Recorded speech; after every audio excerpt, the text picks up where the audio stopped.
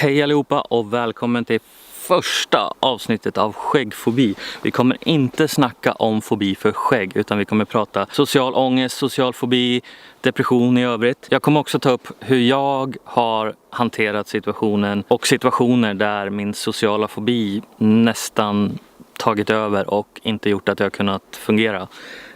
Nu får jag ursäkta mina glasögon, det är väldigt soligt idag och jag kan inte titta in i kameran utan glasögon.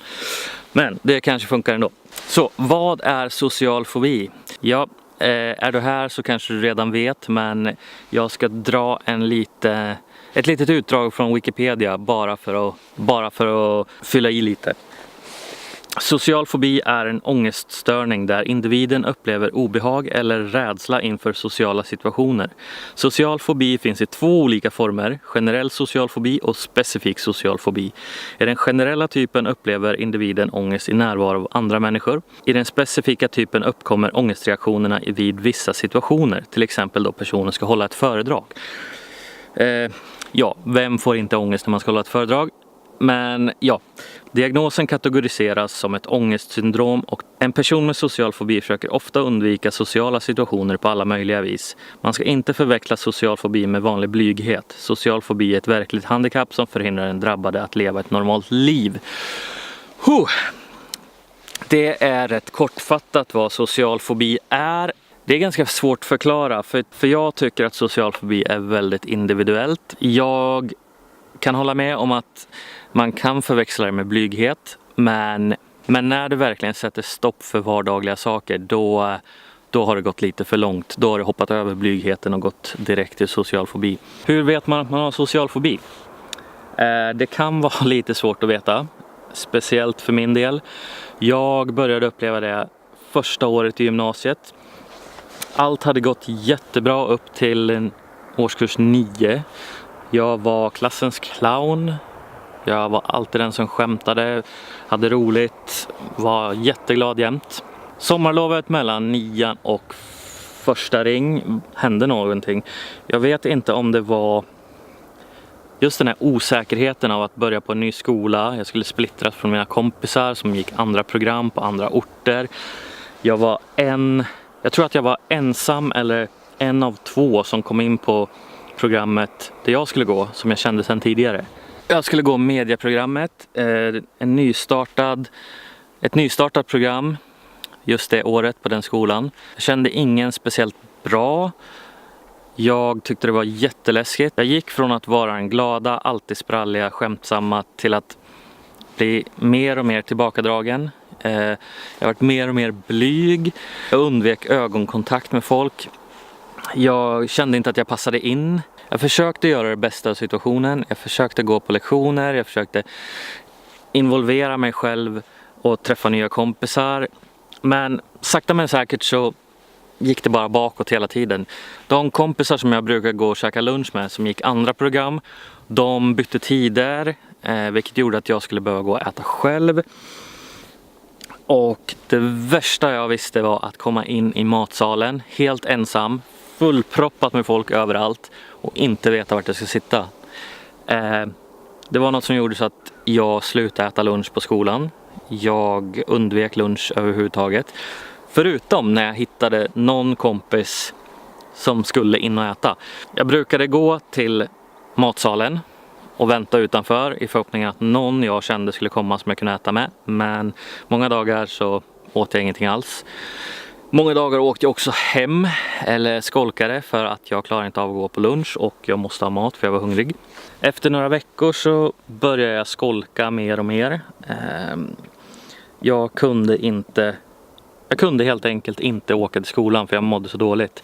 Jag tyckte det var så otroligt jobbigt och jag kunde helt enkelt inte. Jag hade ingen aning om vad som var fel på mig just då. Jag var 16-17 år. Hade aldrig känt så här förut. Men det var hemskt. På något sätt så kunde jag inte vara bland folk. Jag mådde jättedåligt, illamående, jag blev yr. Jag kunde inte fokusera, ingenting. Men saken var den att jag vågade inte eller ville inte säga det här till mina föräldrar eller någon kurator eller någon vuxen överhuvudtaget, inte ens mina kompisar. Så det slutade med att jag gick upp varje morgon som vanligt, åt frukost. Jag bodde utanför centrum då, så jag behövde ta först en buss in till centrum till högstadiet.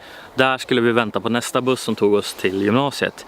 Men som sagt, jag gick upp varje morgon, jag åt frukost, pratade med mina föräldrar, klädde på mig och åkte till första stoppet, alltså högstadiet.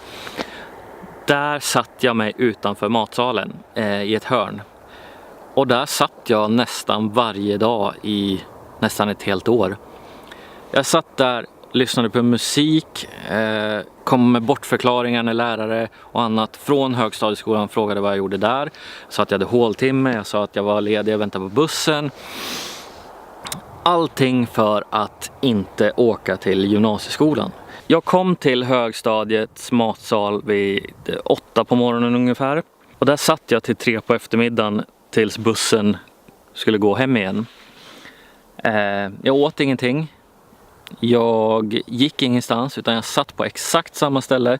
Lyssnade på musik. Jag hade extra batterier med mig till min Walkman eller CD-spelare. Ibland kom det folk och frågade vad jag gjorde där. Ja, jag sa att men jag är ledig idag eller jag har håltimme, jag ska iväg på någonting. Allting. Jag sa ingenting om att jag inte vågade åka till skolan, utan där satt jag i min ensamhet. Vissa dagar kom det någon och satt där med mig ett tag. Jag sa ingenting då heller. Mina dagar spenderades mest på en bänk, lyssnandes på musik. För jag vågade inte åka till skolan. Och jag visste inte hur jag skulle förklara det för någon. Mina föräldrar skulle säkerligen ha lyssnat. Och de skulle ha hjälpt mig på något sätt. Tagit mig till en läkare eller någonting. Men jag vågade inte. Jag hade ingen aning om vad som hände. Jag hade aldrig känt så här förut. Och ingen hade någonsin förklarat. Eller jag hade aldrig hört talas om social fobi förut. Det var vissa dagar då jag verkligen åkte till skolan och försökte gå. Oftast åkte jag hem vid lunch. Det var inte först på vårterminen första året i gymnasiet som min dåvarande lärare kontaktade mina föräldrar och sa att jag hade 70% frånvaro från skolan. Han hade inte dragit in mitt CSN, mitt studiebidrag, för att han såg potential i mig, vad jag nu hade då. Plus att han var bekant med min bror eller pappa, jag kommer inte riktigt ihåg hur det var.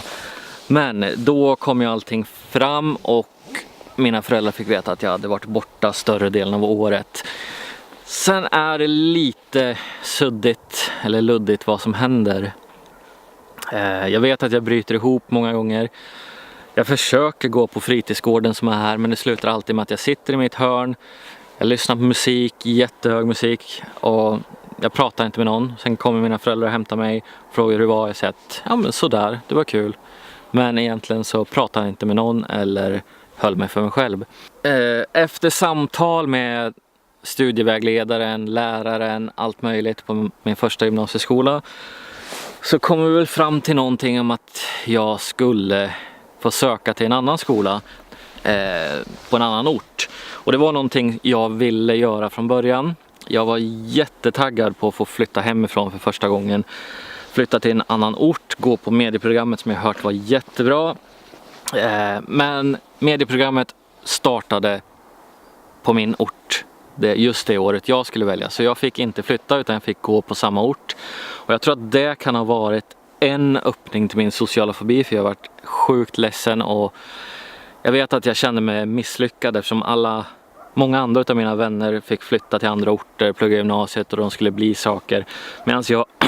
Medan jag fick stanna kvar på min ort och gå en nystartad medieutbildning.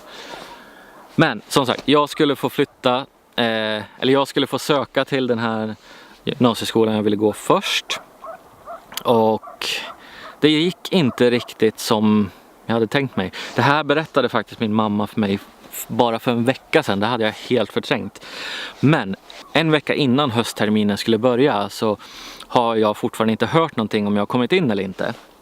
Och då kontaktar mina föräldrar studievägledaren på vår ort och frågar vad händer. Då säger de ring till den här skolan och fråga om man har kommit in eller inte.